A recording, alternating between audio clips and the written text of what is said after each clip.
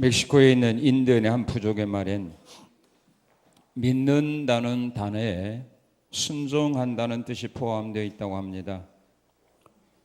초기에 이 지역으로 선교를 왔던 선교사들은 복음을 전하는 도중에 이 사실을 알고 굉장히 의아하게 생각했다고 합니다.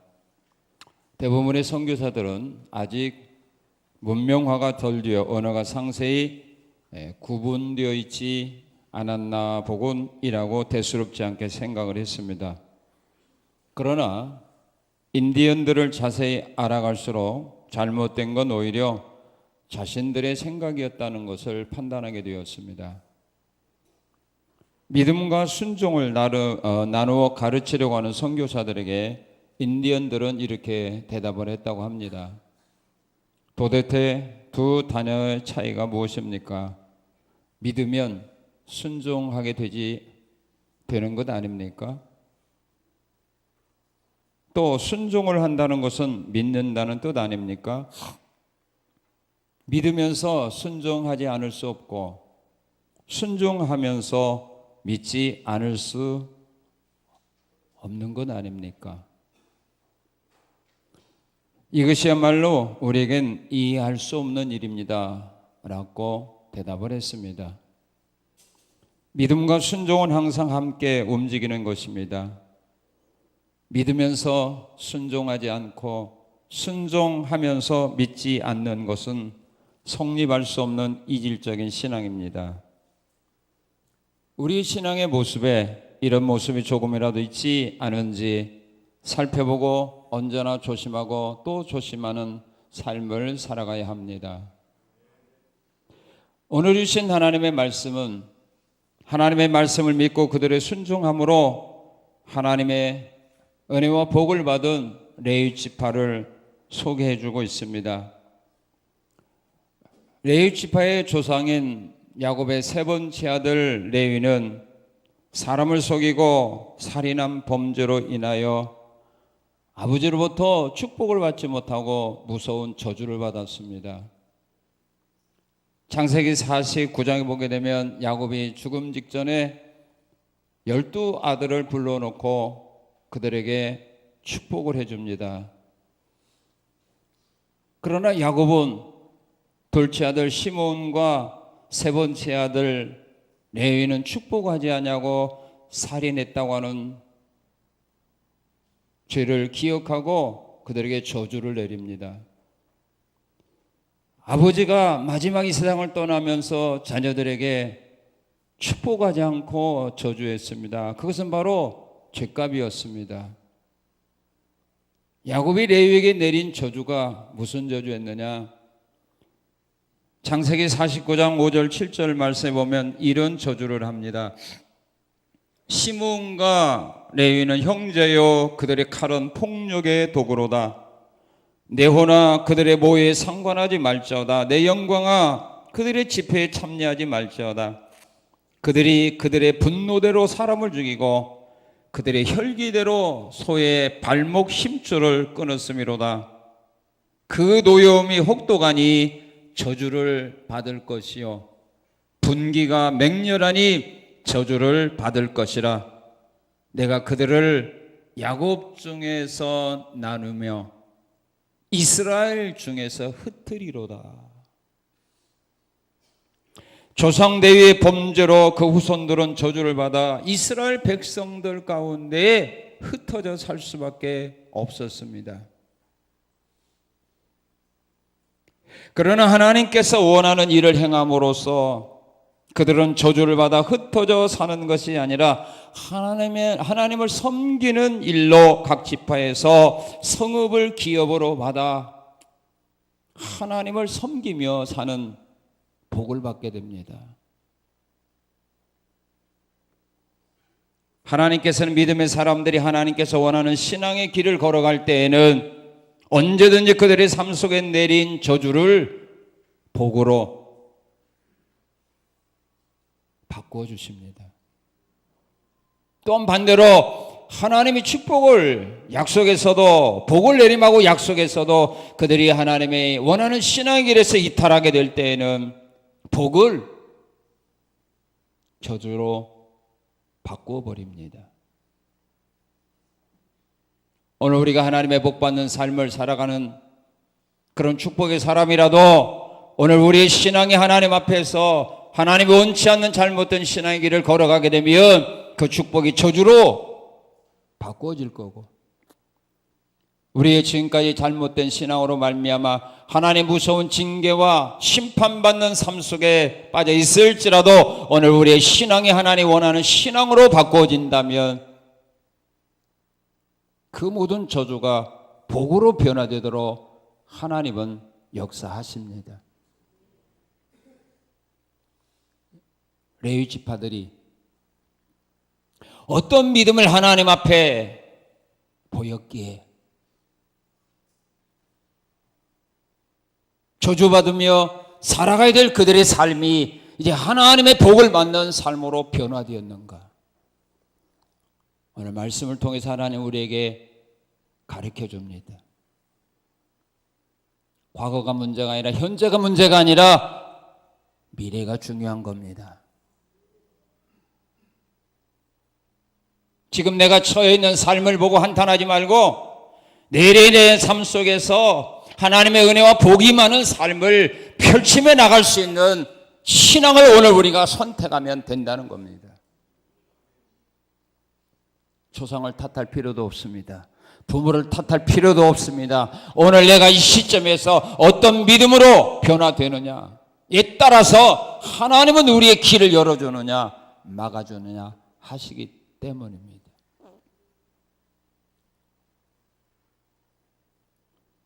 레위 자손들의 어떤 믿음이 저주를 축복으로 변화시켜 놓았을까? 이 말씀은 지금도 살아있는 하나님의 말씀입니다. 믿습니까? 이 말씀은 천지가 변한다 할지라도 변함이 없이 이런 믿음을 가지고 살아가는 사람들의 삶 속에 그대로 이루어지는 하나님의 말씀이라는 사실입니다.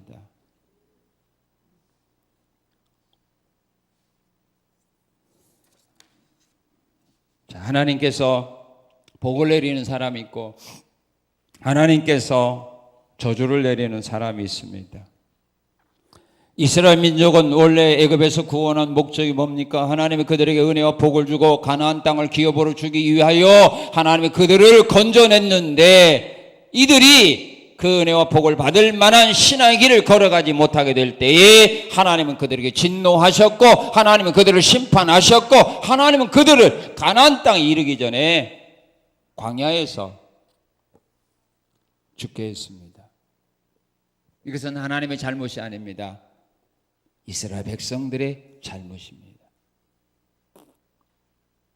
오늘 왜 하나님의 백성들에게 복을 준다고 약속했는데 왜 그 복을 주지 않냐고, 왜 진노하시고 왜 심판하실까? 분명히 하나님은 나에게 은혜와 복을 주기 위하여 구원해 주었는데 왜 그 은혜와 복을 주지 않고 왜 심판할까? 왜 진노할까? 그 이유는 하나님이 변해서가 아닙니다. 우리 신앙이 변질되었기 때문입니다. 지금도 마찬가지입니다. 하나님이 진노하는 자가 있습니다. 하나님이 심판하는 사람이 있습니다. 어떤 사람이냐? 오늘 본문에 보니까 이 사람들도 다 하나님이 복주기 위해서 애굽에서 구원한 사람입니다. 복주기 위해서 기적을 베풀어서 홍해를 건너게 한 사람들입니다. 이들에게 복을 주기 위하여 하늘에서 만나를 주어서 살린 사람들입니다. 목마를 때는 반석에서 물이 솟아나게 함으로 마시워서 살린 사람들입니다. 그런데 왜 이들에게 하나님은 진노했을까? 왜 이들에게 왜 하나님은 심판하셨을까? 이들의 신앙이 잘못됐기 때문입니다. 하나님이 원치 않는 잘못된 길로 나가기 때문입니다. 하나님이 진노하는 사람, 하나님이 심판하는 사람 누굴까요? 하나님의 사람이라도, 지금까지 하나님의 은혜와 기적 속에 살아온 사람이라도 오늘 이 시점에서 이런 잘못된 신앙길로 나가면 하나님은 그들에게 진노의 칼을 듭니다. 오늘 우리의 선택이 중요한 겁니다. 어떤 사람이 진노했을까요? 자, 1절에서 4절을 보게 되면 모세가 산에 올라가서 내려오는 것이 더딤을 보고 백성들이 아론에게 와서 그렇게 말을 합니다.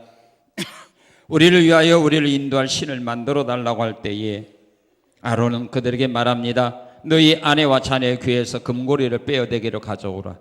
모든 백성이 그 귀에서 금고리를 빼어서 아론에게 가져갔을 때 아론은 그들의 손에서 금고리를 받아서 부어서 조각 칼로 새겨 금송아지 형상을 만들고 말합니다. 이스라엘아, 이는 너희를 애굽 땅에서 인도해낸 너희 신이다. 또 7절 8절에서 그렇게 말합니다. 우리 7절 8절 한번 같이 읽겠습니다. 여호와께서 모세에게 이르시되 너는 내려가라. 내가 애굽 땅에서 인도하여낸 내 백성이 부패하였도다. 그들이 내가 그들에게 명령한 길을 속히 떠나 자기를 위하여 송아지를 부어 만들고. 우상을 만드는 사람들입니다. 우상을 만드는 사람들에게 하나님은 진노하십니다. 우상을 만드는 사람들에게 하나님은 가나안 땅을 기업으로 주마고 약속했을지라도 그 기업을 그들에게 주는 것이 아니라 그들을 심판해 버립니다.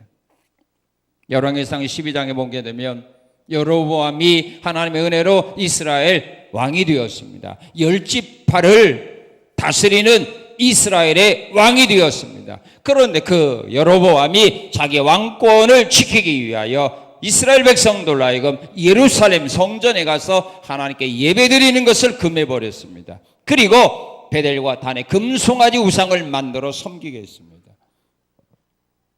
그때 하나님은 그에게 진노하는 겁니다. 어떻게 진노하고 심판하느냐면 열왕기상 14장에 보면 이렇게 말합니다.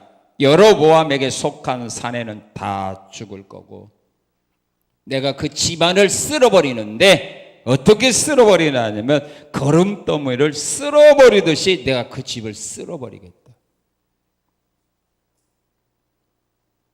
여러분 거름 치워봤어요? 쓰레기 치워봤어요? 어떻게 치워요? 아까워서 뭐 남겨놓고 쓸어요? 예? 그렇게 쓸어버리는 거예요. 거름더미를 쓸어버리듯이 내가 여로보암의 집을 쓸어버리겠다. 그들이 성읍에서 죽으면 개들이 그 시체를 먹게 할 거고 성 밖에서 죽으면 새들로 하인 그 시체를 먹어서 장사도 지내지 못하게 하겠다. 하나님 은혜 주어서 이스라엘 나라에 왕을 세웠을지라도 왕의 자리에서 하나님 원치 않는 잘못된 길을 걸어갈 때 하나님은 진노한 겁니다. 하나님이 우리를 하나님의 사람으로 목사로 장로로 권사로 세웠을지라도 그 자리에서 하나님이 원하지 않는 삶을 살아가게 되면 쓸어버리는 겁니다. 그 자리가 중요한 거 아닙니다. 직분이 중요한 거 아닙니다. 그것 때문에 하나님이 우리를 붙들어주고 봐주는 거 아닙니다. 그 일을 감당할 때 어떻게 감당하느냐.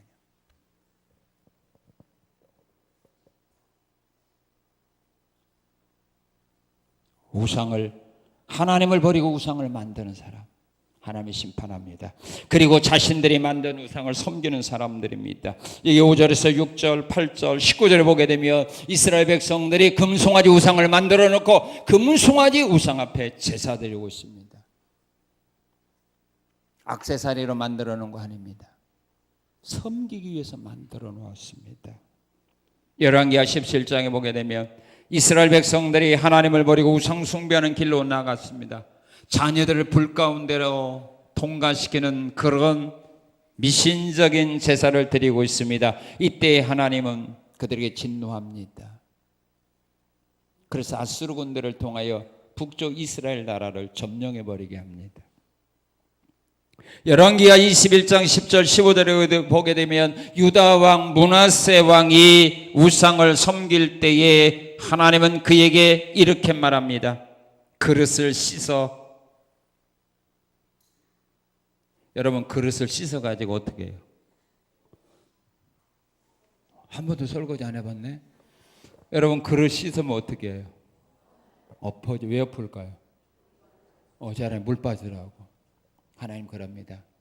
사람이 그릇을 씻어 엎는 것처럼 내가 예루살렘을 엎어버리겠다.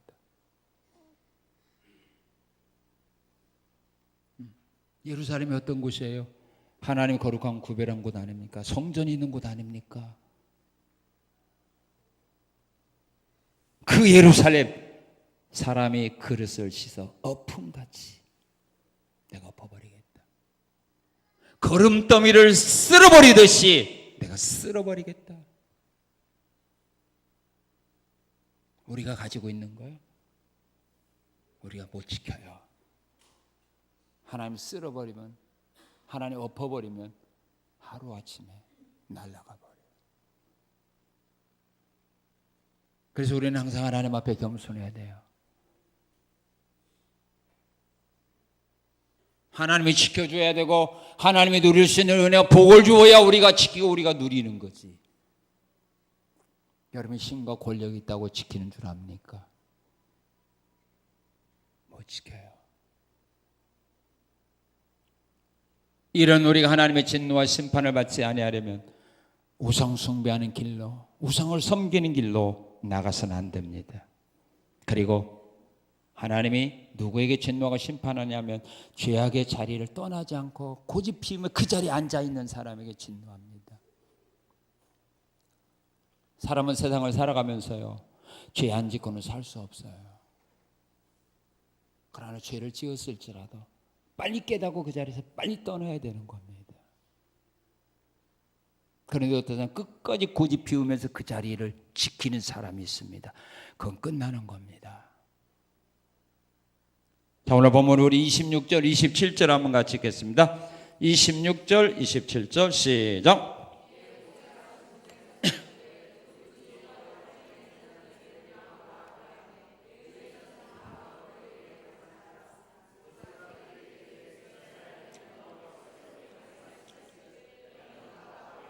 예, 됐습니다. 자, 우상숭배 죄에 이스라엘 백성이 다 빠져버렸습니다. 모든 사람이 금송아지 우상 앞에 엎드리고 있습니다. 그 앞에 제사를 드리고 있습니다. 이런 모습을 산에서 내려온 모세가 보고 그들에게 외친 겁니다. 여호와의 편에 있는 사람은 다 내게로 오라. 나온 사람은 살았는데 끝까지 그 자리를 지키고 있는 사람들, 하나님의 심판받습니다.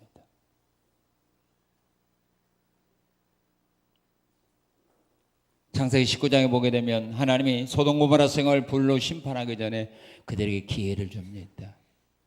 롯에게 기회를 줍니다. 이 성에 혹시 너희 친척이 있거든 빨리 데리고 나가라. 그래서 두 사회에게 찾아갔습니다. 그리고 말합니다. 하나님이 이 성을 불로 멸망할 거다. 빨리 가자라고 말할 때 두 사회는 장인의 말을 농담으로 여겼더라. 그리고 소돔 고모라 성에서 나가지 않고 그 자리에 있다가 죽은 거 아닙니까? 죄악의 자리에서 떠나가야 됩니다. 떠나지 아니하면 결국 우리는 심판받게 됩니다. 그래서 하나님은 우리에게 언제는 기회를 주는 겁니다. 죄악의 자리에서, 잘못된 자리에서, 교만한 자리에서 떠날 수 있는 기회를 주는 겁니다. 그럴 때 우리가 떠나야 되는데 그 자리를 지키는 사람이 있습니다. 끝까지 자기 잘못을 인정하지 않는 사람이 있습니다. 끝까지 거짓말하는 사람이 있습니다. 그건 끝나는 겁니다. 그건 끝나는 겁니다. 죄악의 자리에서 떠나라고 할 때 빨리 떠나는 길이 우리가 사는 길입니다.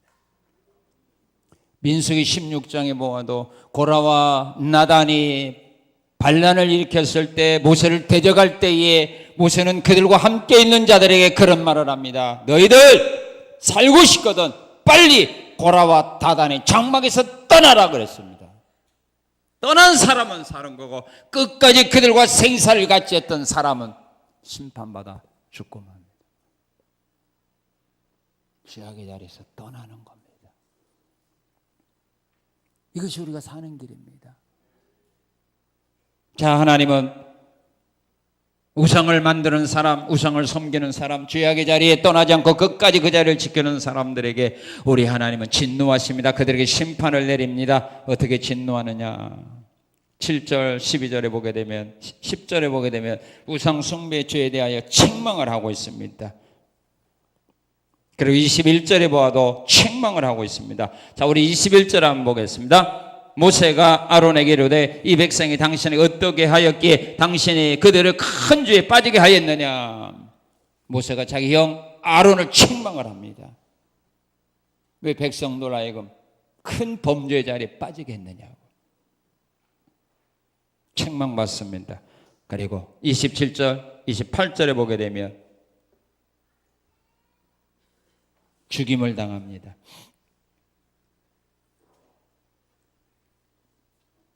자, 우리 27절, 28절 읽겠습니다. 모세가 그들에게 이르되 이스라엘 하나님 여호와께서 이렇게 말씀하시기를 너희는 각각 허리에 칼을 차고 진 이 문에서 저 문까지 왕래하며 각 사람이 그 형제를, 각 사람이 자기의 친구를, 각 사람이 자기 이웃을 죽이라 하셨느니라. 내 자손이 모세의 말대로 행하매 이날에 백성 중에 3,000명 가량이 죽임을 당하니라. 끝까지 그 자리에 떠나지 않고 지켰던 사람들 죽임 당합니다. 그 자리를 떠났다면, 자기 잘못 회개했더라면 죽음은 면하는데 고집 피우다가 죽임을 당합니다. 그리고 34절 35절에 보게 되면 우상숭배 죄에 대하여 하나님은 반드시 보응한다고 말합니다. 자, 우리 34절 35절 읽겠습니다. 이제 가서 내가 내게 말한 곳으로 백성을 인도하라. 내 사자가 내 앞서 가리라. 그러나 내가 보응할 날에는 그들의 죄를 보응하리라. 여호와께서 백성을 치시니 이는 그들이 아론이 만든 바 그 송아지를 만들었음이더라. 반드시 보응하게 되어 있습니다. 출애기 20장 4절에서 주님은 말합니다. 우상을 만들거나 섬긴 사람들의 죄를 갚되 자손 3, 4대까지 이르러 내가 갚을 거다. 보응합니다. 반드시 심판합니다. 자, 하나님께서 복을 내리는 사람이 있어요. 저주를 받아야 될 사람이 하나님의 복을 받을 수 있는 삶의 길을 선택하여 갈 수 있는 신앙의 길이 있습니다. 레위 지파는 이스라엘 백성 가운데 흩어져 살게 되어 있습니다. 뿔뿔이 흩어져 살게 되어 있습니다. 다른 지파는 한 곳에 모여 기업을 받고 사는데 레위 지파는 뿔뿔이 흩어져 살 수밖에 없는 이런 저주를 받았습니다. 그런데 그 저주를 오늘 본문에 이 신앙으로 복으로 바꿨습니다. 뿔뿔이 흩어져 사는데 이것을 복으로 바꾸게 된 겁니다. 이제는 하나님 섬기는 일로 흩어져 살게 된 겁니다. 어떤 신앙이? 오늘 나에게 어려움과 환난이 있을지라도 오늘 우리가 이 신앙으로 변화시키면 이것이 복으로 바꾸어지도록 하나님 역사할 겁니다. 내 위에 어떤 신앙이 저주를 복으로 바꿨느냐면 바로 이 신앙입니다. 하나님의 복을 내리는 사람이 어떤 사람이냐? 우리 26절 읽겠습니다. 26절 시작. 이에 모세가 진문에 서서 이르되 누구든지 여호와의 편에 있는 자는 내게로 나오라 하매 레위 자손이 다 모여 그에게로 가는지라. 모든 사람이 우상을 숭배하는 자리에 서 있습니다. 그때 모세가 외쳤습니다. 여호와의 편에 있는 사람은 다 내게로 오라 할 때 레위 지파가 다 왔다고 합니다. 저주를 복으로 바꾸는 삶이 어떤 삶입니까? 하나님의 편에 있는 삶입니다. 하나님의 편에 서서 살아가라 이 말이에요. 사람 편에 서서 살지 말고 우상 편에 서서 살지 말고 하나님 편에 서서 살아라 이 말이에요. 사람이 누구 편에 서느냐가 중요한 겁니다.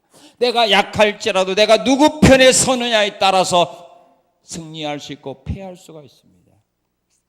내가 강하다 할지라도 약한 사람 편에 서게 되면 내가 실패할 수 있습니다. 그러나 내가 약할지라도 강한 사람 편에 서면 승리할 수 있습니다. 하나님 편에 서서라. 여러분들은 지금 하나님 편에 서서 지금까지 살아왔는가? 아닌가? 한번 말씀을 통하여 점검해 보세요. 말은 다 내가 하나님 편에 섰다고 말하겠죠. 그럼 열매를 하나님 편에 서 있는 사람처럼 열매를 맺어야 되는 겁니다. 이런 열매가 없었다면 여러분 하나님 편에 선 것이 아닙니다. 사람 편에 서든지 아니면 마귀 편에 섰습니다. 세상 편에 선 겁니다. 하나님 편에 선 사람은 이런 열매가 나타납니다. 어떤 열매냐? 악을 행하는 사람들과 함께 하지 않습니다. 이 하나님 편에 선 사람들입니다. 민수기 14장에 보게 되면 여호수아와 갈렙은요, 하나님을 향하여 원망하고 불평하는 사람 편에 서지 않았어요. 12명이 똑같이 정탐하고 돌아왔지만 10명의 정탐꾼 편에 서지 않았어요. 10명의 정탐꾼의 말을 듣고 하나님을 원망하며 불평하며 밤을 새웠을지라도 여호수아와 갈렙은 그들 편에 서지 않았어요. 그래서 그 사람들이 여호수아와 갈렙을 죽이라고 한 거예요. 자기 편에 안 선다고. 그래도 그들 편에 서지 않았어요. 악을 행하는 사람들의 편에 서지 않아요. 열왕기상 22장에 보게 되면 아합 왕이 넷시를 보내어 미가의 선지자를 데려오라고 합니다. 그럴 때 넷시가 미가의 선지자를 데리고 와서 하는 말이 있습니다. 시드기야와 400명의 선지자가 이번 우리 왕이 전쟁에 나면 승리한다는 예언을 했으니 너도 그와 같은 예언을 하라라고 말할 때 미가야가 말합니다. 나는 그렇게 할 수 없습니다. 하나님이 내게 주시는 말씀만 나는 말하겠습니다. 왕이 자기가 원하는 좋은 예언을 하지 않는다고 해서 그에게 진노했습니다. 그를 감옥에 가두게 합니다. 시드기야와 400명의 선지자가 자기들의 거짓 영을 받아서 예언했다는 이런 말을 들었을 때에 시드기야가 미가야 선지자 뺨을 때립니다. 그래도 미가야 선지자는 그들과 함께하지 않았습니다. 뺨을 맞으면서도 감옥에 갇히어서 고난의 떡과 고생의 물을 마시면서도 미가야 선지자는 불의를 행하는 자의 편에 서지 않았습니다. 거짓 선지자의 편에 서지 않았습니다. 사람이 좋아하는 말을 해주지 않았다는 말입니다. 하나님의 주신 말씀을 그대로 전한 겁니다. 이게 하나님 편에 선 사람입니다. 사람이 듣기 좋아하는 말하는 사람이 하나님 편에 선 사람 아니에요. 사람에게 사랑받고 인정받기 위하여 아부하는 사람, 이거 하나님 편에 서 있는 사람이 아니라는 말입니다. 그리고 하나님 편에 서 있는 사람은요, 하나님께서 진노하시는 죄악의 자리를 떠나요. 26절에 여호와의 편에 있는 사람은 내게로 나오라 할 때 레위 지파만 나왔어요. 레위 지파도 우상 숭배했어요. 절했어요. 근데 그 자리에서 떠나라 할 때 떠났어요. 자기 잘못을 깨닫고 즉시 회개할 줄 아는 사람이 바로 하나님 편에 서 있는 사람들입니다. 그리고 하나님 편에 서 있는 사람은 누구와 함께 하느냐? 자, 26절 우리 다시 한번 읽겠습니다. 이에 모세가 진문에 서서 이르되 누구든지 여호와의 편에 있는 사람은 누구에게로 나오라? 내게로 나오라. 하나님의 사람과 함께하는 자리를 선택합니다. 열왕기상 18장에 보게 되면 공내 대신 오바댜는 아합이 하나님의 사람을 죽일 때에 하나님의 사람 100명을 동굴에 감추고 그들을 보살폈습니다. 왜? 하나님 편에 서 있기 때문입니다. 하나님 편에 서 있는 사람은 하나님의 사람과 함께합니다. 그게 하나님 편에 서 있는 사람입니다. 하나님의 사람과 반대하는 편에 서 있어서 하나님의 사람을 공격하고 비방하고 핍박하고 조롱하고 그가 하고자 하는 일을 반대하는 사람이 하나님 편에 서 있는 것이 아니라 그와 함께 하면서 그와 같이 일하는 사람입니다. 민수기 16장에 보아도 많은 사람이 고라와 다단 그 반역의 그 무리에 동참했을 때 모세가 말합니다. 여호와의 너희가 죽지 않으려면 그 장면에 떠나라 했을 때 사람이 떠났고 그 다음에 모세를 따라갑니다. 하나님의 사랑과 함께하는 것, 이게 하나님의 편에 있는 겁니다.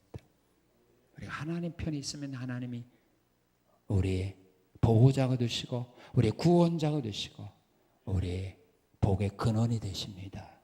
그러니까 하나님 반대선에 편에 섰는데 하나님 나를 도와줄 이유가 없어요. 그 다음에 두 번째, 누구에게 하나님의 은혜와 복을 주셨는가? 자, 우리 본문 27절, 우리 28절 다시 한번 읽겠습니다. 시작.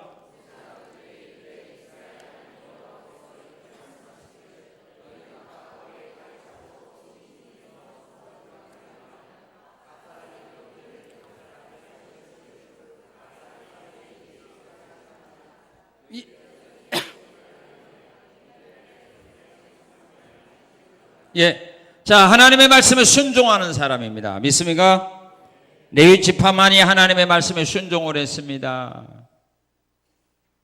하나님의 편에 선 사람은 내게로 나오라 할 때에 그 말을 믿고 순종한 사람이 레위 지파밖에 없어요. 나머지는 끝까지 자기들의 생각대로 고집을 피우며 그 자리를 지키고 있습니다. 그런데 레위 지파는 우상 숭배하는 자리에서 떠나왔습니다. 말씀에 순종하는 자, 저주를 복으로 바꿀 수 있습니다. 그러나 말씀에 불순종하게 되면 복이 저주로 또 바꾸어집니다. 레위 지파 사람들은 어떻게 순종했습니까? 말씀을 들은 즉시 순종을 했습니다. 그 말씀 듣고 생각해 보지 않았습니다. 기도해 보지 않았으면 그러면 죽습니다. 즉시 순종했습니다. 베드로 야고보가 주님이 나를 따르라 할 때 즉시 순종하고 따라갔습니다. 손 마른 사람이 내 손을 내밀라라고 말할 때 기도하고 생각하고 손 내밀니까 즉시 손을 내밀었습니다. 하나님의 말씀은 즉시 순종을 해야 합니다. 자, 그리고 어떻게 순종했을까요? 어떻게 순종했어요? 27, 28절에 보면 어떻게 순종했어요? 예? 어떻게 순종했어요? 자, 레위 지파가 나오자 그들의 허리에 칼을 차고 사람을 죽이네. 누구 죽이라고 했어요? 원수 죽이라고 했어요? 먼 알지 못하는 사람에게 찾아가서 죽이라고 했어요?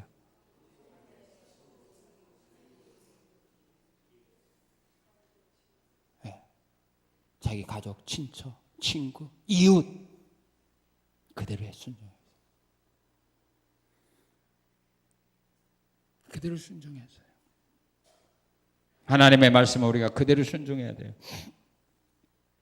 베드로 사도 깊은 곳에 가서 그물을 내리라. 그대로 깊은 곳에 가서 그물을 내렸어요. 사라오 가부 노아 말씀이 명한 대로 순종했어요. 그럴 때 기적이 일어나요. 네, 금요일 기도회예요. 우리 집사님 한 분이 간증을 하시는데 그 집사님이 이런 간증을 하시더라고요. 네, 금년에 처음으로 팀장님이 되셨대. 전국에 팀이 28개 팀이 있는 거예요. 그 기업은 세계로 지금 진출하고 있는 큰 기업입니다. 그런데 금년 송구영 있을 때 주셨던 말씀 어디로 가는 네가 형통하리라. 그 하나님의 말씀을 믿은 거예요. 그리고 열심히 팀장으로 금년에 처음으로 한 거니까 말씀을 믿고 열심히 노력을 했지만 처음 하는 거니까 성적이 좋을 일은 없죠. 꼴등도 해봤대요. 봄에. 그렇지만 내가 어디로 가든 형통하리라. 이 하나님의 말씀을 믿었고 또한 시기할 정도로 이삭이 복을 받았잖아요. 그런 하나님의 말씀, 주일마다 하나님 주시는 말씀을 마음에 새기고 사무실에 가면 먼저 그 말씀 묵상하고 기도하고 환경을 바라보지 말고 말씀대로 이루어질 수 있는 믿음을 가지고 일한 겁니다.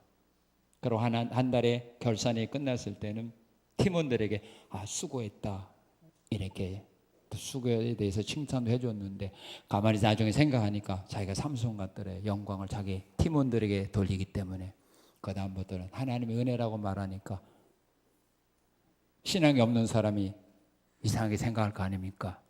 그래도 믿음으로 하나님의 은혜라고 그리고 열심으로 하나님의 말씀을 묵상하면서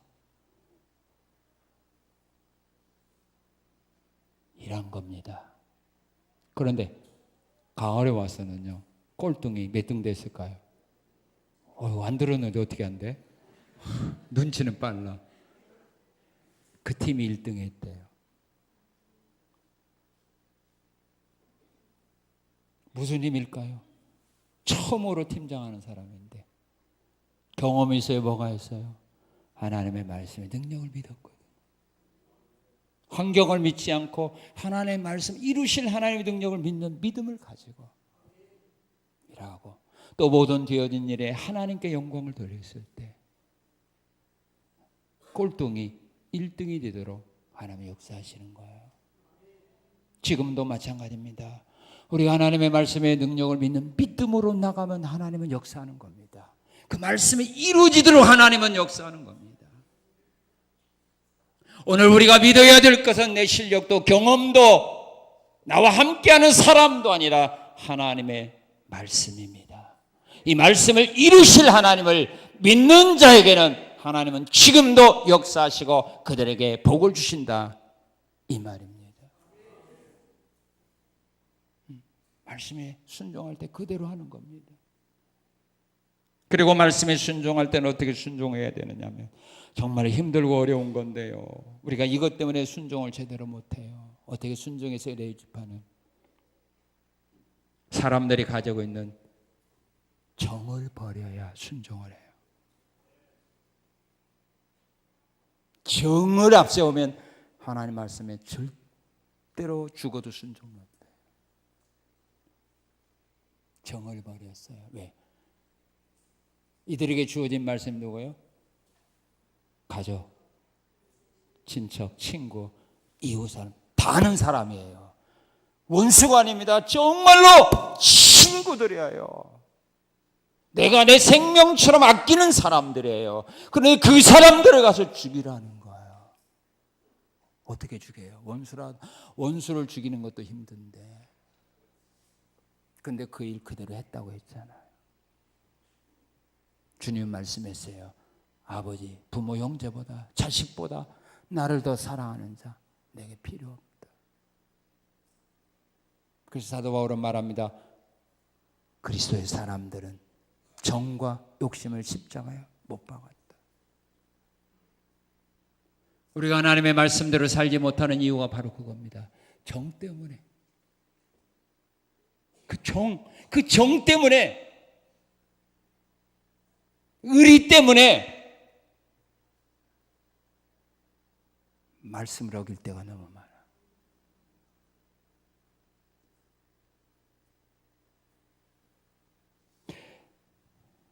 이런 사람은 하나님의 말씀에 순종한 사람으로 인정받을 수 없어요. 그리고 하나님의 복을 주는 사람인데 어떤 사람이 복을 주느냐면 하나님께 일할 때 어떻게 일해야 돼요?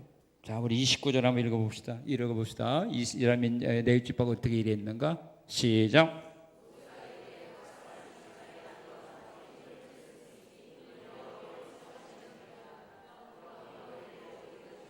예, 모세가 이르되 각 사람이 자기 아들과 자기 아들도 죽였어요. 자기 형제 쳤으니 오늘 여호와께 헌신하게 되었느니라. 그가 오늘 너희에게 복을 내리시다. 이거 보면 그가 오늘 여호와께 헌신했다 이렇게 표현합니다. 하나님의 일을 하는데 헌신했다 이렇게 말합니다. 여기서 말하는 헌신이라는 뜻이 뭐냐면은 가득 차다, 가득 채우다 그런 뜻입니다. 자기의 이해를 돌보지 않고 진력했다 그 말이에요. 하나님이 원하는 거 가득 채웠다 이 말이에요. 그거 헌신이에요. 대충 한 거가 아니에요. 50%도 한 거예요. 99%도 한 거 아니에요. 100%. 그 일을 위하여 자기 모든 것을 다 쏟아 바쳤다 이 말이에요. 그렇게 일했다는 말이에요. 그게 헌신이에요. 그런 마음이 없이는 어떻게 자기 아들을 죽이고 자기 친척을 죽이고 자기 이웃을 죽일 수 있을까요? 못하죠. 우리가 행한 일에 대해서 정말로 하나님께 헌신했다 이렇게 하나님 인정해 줄 수 있는 우리가 이러한 일이 얼마나 있을까요? 헌신했다고.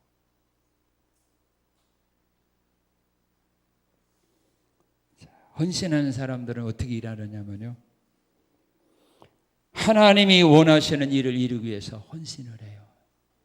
자기가 원하는 일을 위해서 헌신하는 것이 아니에요.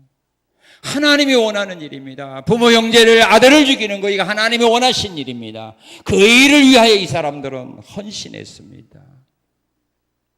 그리고 즐거운 마음으로 헌신을 합니다. 사사기 5장 2절 9절에 보게 되면은 사사 드보라는 이스라엘 백성들이 원수와 싸우는 일에 즐거이 헌신했다라고 그들을 하나님을 찬양하고 있습니다. 원수와 싸우는 일에 즐거이 헌신했다.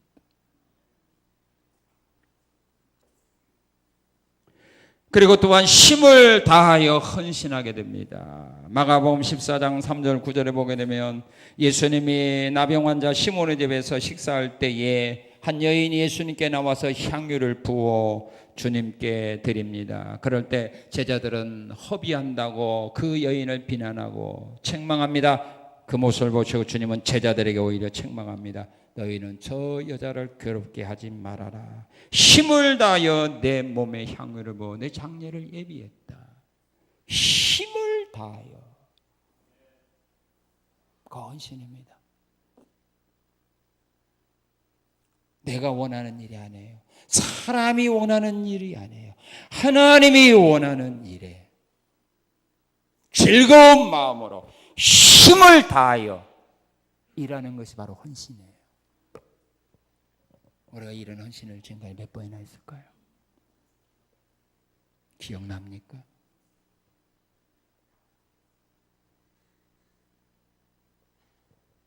내가 맡은 일을 행한 후에 정말로 하나님이 너 나에게 정말 헌신했다 이렇게 인정하고 받아줄 만한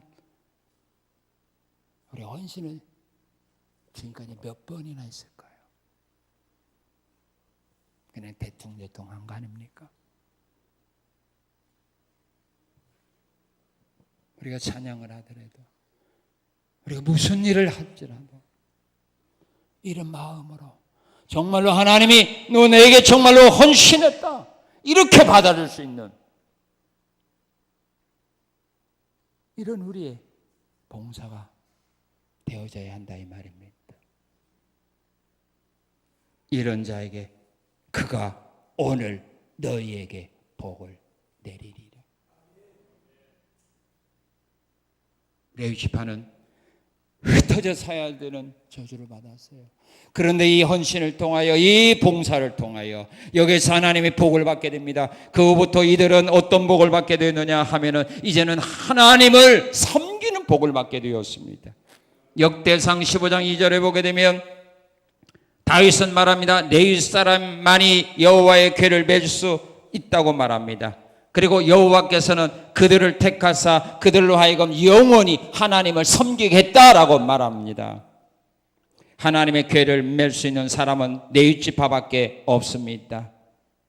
그리고 민수기 3장 38절에서 이렇게 말합니다. 레위 사람만 성소에서 일하고 외인들이 가까이 오면 죽이라 그렇게 말했습니다. 성전에 레위 사람만 가서 하나님을 섬기고 다른 사람이 오면은 가까이 오면 죽이라고 말했어요. 하나님은 레위 사람들을 가까이 두었어요. 그리고 그들을 통해서만 자기를 섬기게 만들었습니다.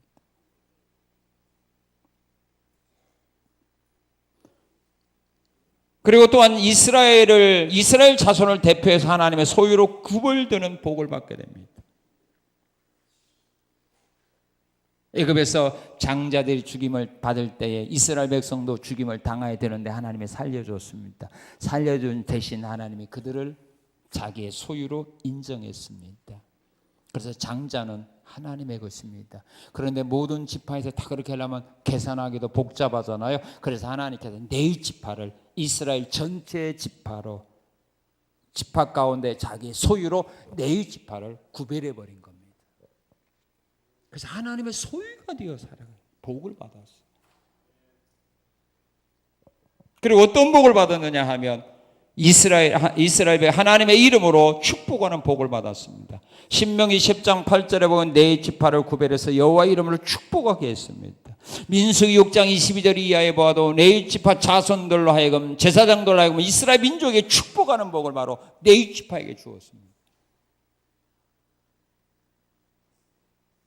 상상할 수 없는 복입니다. 그리고 말씀을 가리키고 재판하는 복을 바로 하나님은 네 지파에게만 주셨습니다. 이스라엘 백성들 가운데 무슨 잘못된 일이 있으면 네 지파를 통하여 그것을 재판하게 했고, 하나님의 말씀을 가리키는 사명도 바로 이 네 지파에게 주어서 이스라엘 백성들이 하나님의 말씀을 가리키도록 복을 주셨어요.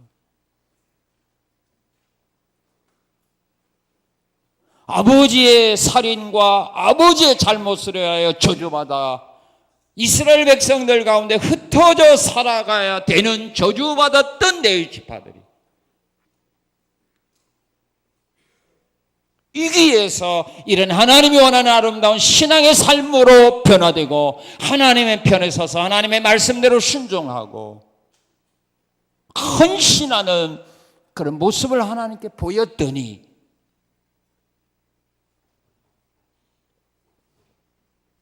사람이 상상할 수 없는 복을 주셨어요. 오늘 우리는 환경이나 이거 탓할 필요가 없어요. 레위 지파와 같은 이 믿음으로 변화된다면, 항상 하나님의 편에 서는 나의 삶이 된다면, 하나님이 주신 말씀대로 순종하는 길을 걸어간다면, 어떤 일이 내게 주어졌든지 그 일을 할 때 헌신하는 이런 모습으로 일을 한다면 내 삶의 환경을 복된 환경으로 변화시켜줍니다. 저주받는 삶이 아니라 이제는 사람들에게 축복하는 삶으로 변화시켜줍니다.